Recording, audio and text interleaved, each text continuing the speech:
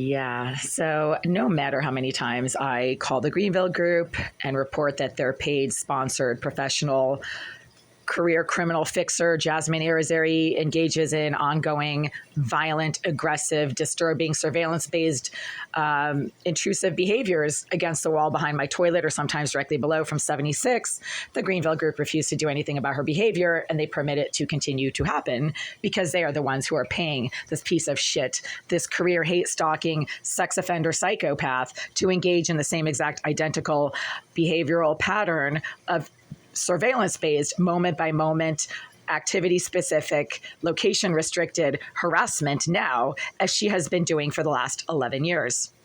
Irizarry specializes in electronics, according to her handler and friend and sponsor, the property manager Oleg Elisayev, a member of Russian organized crime, according to half a dozen people who have come up to me over the last couple of years, none of whom knew each other, but who seem to know a lot about what goes on in this building and about the housing industry in Boston, and told me that Oleg Elisayev is Russian organized crime, that the Greenville Group are Russian organized crime, aka Russian mafia.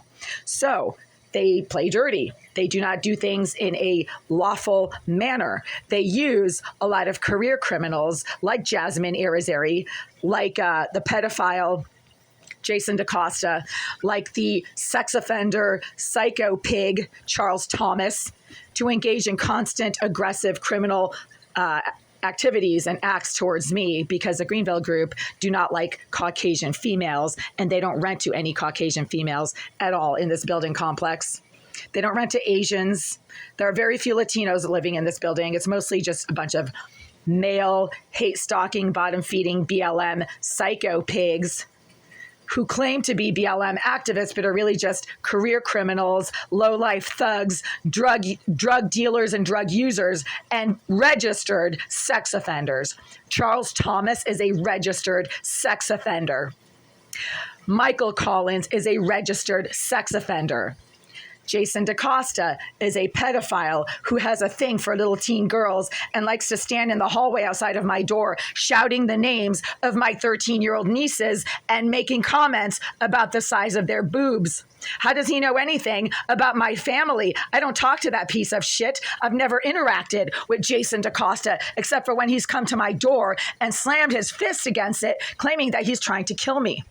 How do any of these low-life pieces of filth that the Greenville Group cram in large numbers in this building complex know anything about my family, let alone the little girls in my family who they seem to have a thing for because they are pedophile, BLM, sex offender, psycho trash? I cannot use the toilet in this bathroom, not even with the lights off and the door closed, as I tried to do 10 minutes ago, without Jasmine Irizarry, the pedophile registered level 3 sex offender, becoming violent directly below this floor or directly behind this wall, depending on which unit she's being permitted to hang out in by the Greenville Group at any given moment. I cannot take a shower in this bathroom without getting repeatedly, violently harassed by somebody who likes to slam something against the wall behind the shower stall.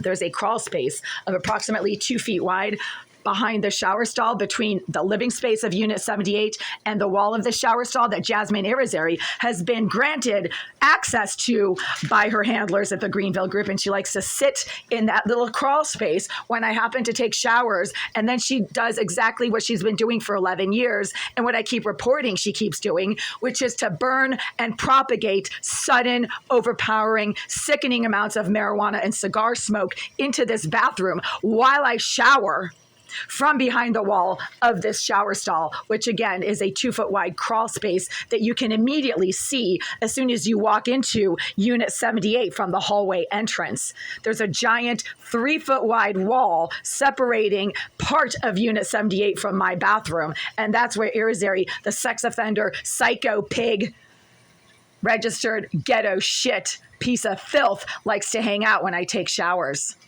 There are surveillance devices in this bathroom. I actually found one myself a number of years ago. It was literally right here on the wall, directly across from the toilet. What a convenient spot. And it was actually this little tiny black dot that was so hanging out by itself that I noticed it. And I thought, that's weird. That's a paint splatter. And for years, it was there for 2 years. I thought it was a paint splatter. And I just kind of ignored it. And then one day I looked at it and I realized it looks like a little eye. There's literally like a little eye, like a lens inside of it. It was perfectly round and black and shiny, but you could see this little lens thing inside of it. It was the size of the tip of a Sharpie pen. And I told maintenance about it, and they came here, they scraped it off the wall. I never saw it again, but it doesn't mean there aren't other devices just like it in this bathroom. I have since lost my vision, and I am now very legally blind, way past the cutoff for legal blindness. So if there are other little tiny dot-like devices in this bathroom, I can't see them anymore. Doesn't mean they're not here. And the proof that there are some is that every single time I try to quietly use a toilet in this bathroom with the lights off, okay, and the door closed, and I physically am on the toilet, somebody either in the bathroom of 78 or then who keeps accessing the bathroom of 76 directly below suddenly becomes violent deliberately, right? So they do this. All of a sudden, you're dealing with that when you're quietly sitting there and it keeps happening and they're slamming something either directly below this toilet or directly behind this wall. I mean, it could be two people, but the behavioral pattern is the same exact one that I've been dealing with for 11 years from the psycho trash, psychopath, registered level 3 sex offender, the fat perving pig named Jasmine Irizarry, who Oleg Alisiev is so madly in love with. Every time I bring up her behavior to him, he starts bragging about her abilities as a career criminal, that she's such a talented hacker. She can hack into anything. She can get into anything. Those are his exact words. When the property manager that you are going to for help with constant surveillance-based harassment and hacking issues starts bragging about the criminal that you're reporting to him, then you have a problem, and you know that your property manager, a crooked Russian slumlord, is corrupt and is using the career criminal to do the dirty work that he himself doesn't have the balls to do. He's a piece of shit. And so are the Koritnik family, who've been sponsoring Jasmine Irizarry in this building for 11 years. Why is a severely disturbed homicidal psychopath who is HIV positive and tries to kill people by contaminating them with her body fluids living in a tightly packed, very densely populated commercial residential building? Why is she being permitted by the management to access my unit, where she constantly engages in visible vandalism, ripping holes in my brand new clothes, smearing my clean towels and sheets with foul-smelling brown fluids, contaminating my food and drink so that brand new items that I've just brought back from the grocery store are suddenly contaminated and cannot be eaten without inducing immediate violent illness that has nothing to do with anything that happened at the store, because they just came back from the store. And Jasmine Irizarry has been breaking into this unit for years as soon as I come back with groceries. And within a few hours or 24 hours, somehow she manages to contaminate my brand new food items, all of which are contaminated across the board. So it's not like I bring home, like a thing of milk and the milk just happens to be bad. It's everything all of a sudden, all at once. That's a deliberate act of, criminal contamination, basically. The water to this unit stinks. It smells like somebody's filthy feet, which has nothing to do with my feet. Because first of all, my feet are in shoes. I spray them down with rubbing alcohol half a dozen times a day. And the water stinks like feet or like vomit 20 minutes into my shower when I'm completely clean and rinsed off. Jasmine Irizarry itself, the fat perving pig, has bragged in multiple written comments on social media about how she's putting boogers in the water to this unit. But she's not using a saddle valve, because I keep theorizing, and I'm pretty convinced that she is using a saddle valve. That's how she's able to suddenly stop the flow of water to all of the taps in this unit for no reason, specifically the water to my kitchen sink that is constantly suddenly cutting out, and suddenly there's no water coming out of that tap from one moment to the next. And then when the water does come back online, it stinks like vomit or like feet. And again, it's not me that smells like vomit. So this is a criminal Russian slumlord situation. I just called the Greenville Group at 1:45 p.m. Today is Monday, May 26, 2025. To report that as I was quietly trying to use the facilities in this bathroom 15 minutes ago at approximately 1:30 p.m. on Monday, May 26, 2025, Jasmine Irizarry, the Greenville Group's paid, sponsored career harasser, began to engage in the same exact pattern of violent, aggressive, intrusive, surveillance-based, moment-by-moment, activity-specific, location-restricted violence against me while I was quietly sitting on this toilet with the lights off and the door closed in the middle of the afternoon. This also happened at 3:30 in the morning this past night.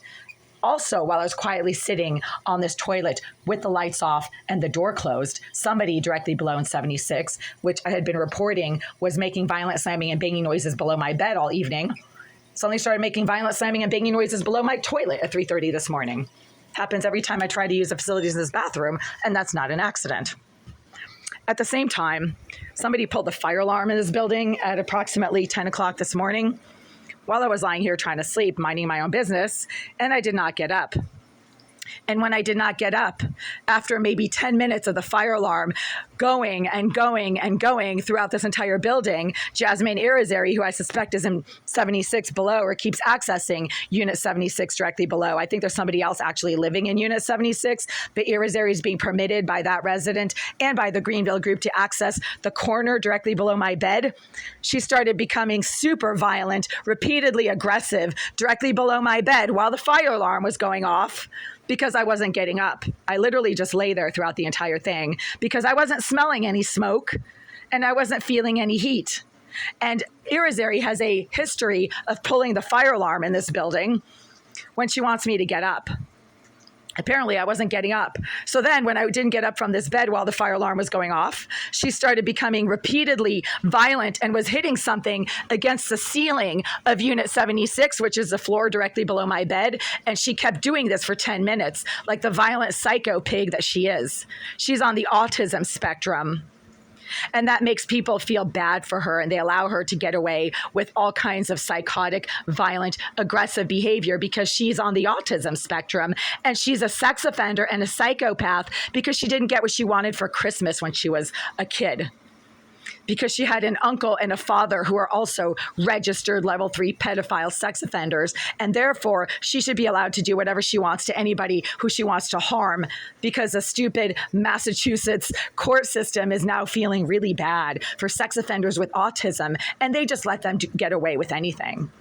That's why Irizarry is not in prison. That's why she lives in this building, because she's a sex offender who's on the autism spectrum. And it's okay if she starts violently slamming some kind of blunt object against her ceiling, which is the floor below my bed, when I'm lying here quietly trying to rest and I'm not getting up from the bed after she pulls the fire alarm. Irizarry pulled the fire alarm at my workplace in October of this past year. That's a fact. My workplace at the time was a retail location, and my manager said that they knew who pulled the fire alarm. It was an outside person who they had seen accessing various restricted areas of the store within those last few weeks. I wonder who's good at doing that kind of stuff. Irizarry, who according to Oleg Alisyev can get into anything. Irizarry, who has repeatedly picked the lock to my door from the outside while I was literally standing pretty much right here watching her unlocking it from the outside. And she's so stupid and delusional that she thinks that her criminal activities are something to brag about and be proud of. Yeah. So, everybody here, Oleg Alisyev, the Koritnik family, the Greenville group, even the Boston police that are allowing Irizarry to do this kind of thing, they're the ones who've told me that she doesn't exist. They're also the ones who told me that she's a psychopath, but those comments were a couple of years apart. So they seem to have changed their tune on what lies they're going to tell the public about Jasmine Irizarry and which facts they're going to tell the public about Jasmine Irizarry. So they're the ones who told me that she's a dangerous psychopath who has done some bad things. And then a couple of years later, they tell me she doesn't exist. And then I'm making it up. Who's lying now? BPD. Everybody knows that the BPD is BLM's little bitch. The BLM has paid off the E13 station, courtesy of the Greenville group, who are beyond corrupt Russian slumlords. And therefore, the police reports that I file don't go anywhere. However, this is an interesting fact. I have a funny feeling that the Department of Justice is now getting involved in this whole Greenville group situation. Just a funny feeling. A little birdie kind of gave me a clue the other day. A little birdie who's very good at looking things up on the internet when it pertains to the Greenville group. Not me, not a private investigator specifically, but somebody who does private investigative kind of activities. And they told me the Department of Justice is now literally looking into this whole situation. So I can't wait for this to develop, Thank you, DOJ. Oh, and also Elon Musk, by the way. He seems to be getting involved in this as well because he is still a part of the Trump administration up through May 31st, I believe, which is 5 days from now or 4 days from now. And Elon Musk is working closely with the Department of Justice. And I have a funny feeling that this has crossed his desk in some way, shape, or form, along with the DOJ, who are actually now getting wind of what's going on here with the Greenville Group, because what I keep reporting is not limited to what happens in this unit. The Greenville Group is doing this on a much wider scale than just Unit 89 at 5 Union Ave. So let's see what happens with the DOJ's involvement in this case. I can't wait. This is the answer I've been waiting for years. And I'm going to keep making these videos and reporting that I cannot use the toilet in my bathroom without video footage of me using that toilet being live streamed to the sex offender psycho trash in this building complex, but also, I suspect, outside of this building complex, which is a RICO case just waiting to happen, as I keep saying.